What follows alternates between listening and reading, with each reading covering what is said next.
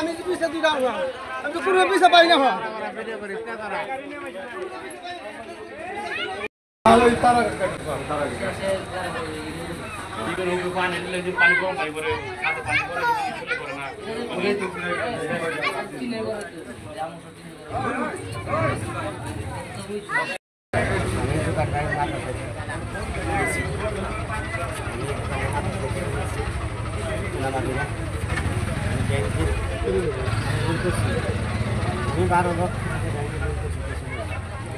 লাল দিয়ে সেনেটারি আমি বেসরকারি এনজিও থেকে আমি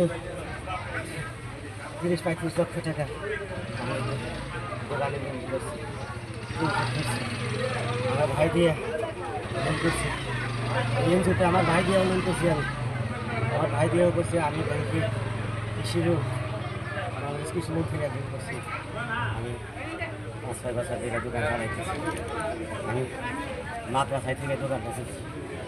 আমি আমার যা কিছু আছে সমস্ত কিছু বিক্রি আমি দোকান বসেছি।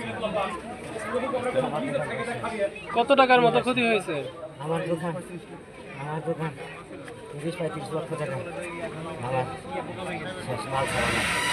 আমি ব্যাংকের লোন আছে, তাতে আমার 30-40 ব্যাংক সরকারি কৃষি ব্যাংকে থেকে আমি 12 লক্ষ টাকা 3-4 বছর ধরে আনছি। এই দোকানের নাম দিয়ে আনছি।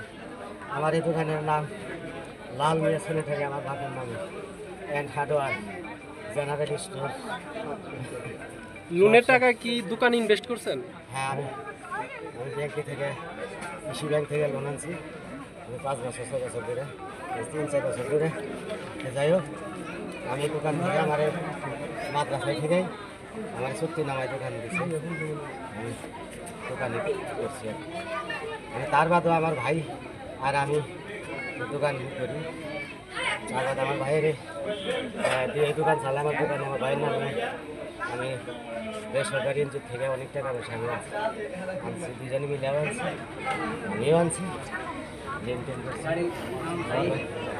আমার মাল সাবানা যা কিছু আছে, আমি কম্পিউটার, ফটোকপি মেশিন, লাইব্রেরি, আমার লাইব্রেরি আমি করছি। আমার 5টা-6টা কম্পিউটার, ফটোকপি মেশিন, ক্যামেরা, সমস্ত কিছু আমি মাদ্রাসার যত কিছু করি। আমি যত মাদ্রাসার বই খাতা যত কিছু আছে সমস্ত কিছু আমি এই দোকানে বিক্রি করি। আমার দোকান কর্মচারী দিয়ে আমি দোকান চালাই। আমার ভাই চালায়, আমার পুলিশে চালায়। আর সর্বোচ্চ শেষ আগুন লাগার কারণটা কি? আগুন লাগার পরে এখন ভিতরে থেকে তো কেউ দেখে নাই। আমরা লাঞ্চে গেছি, দোকান বন্ধ ছিল, আমরা লাঞ্চে গেছি।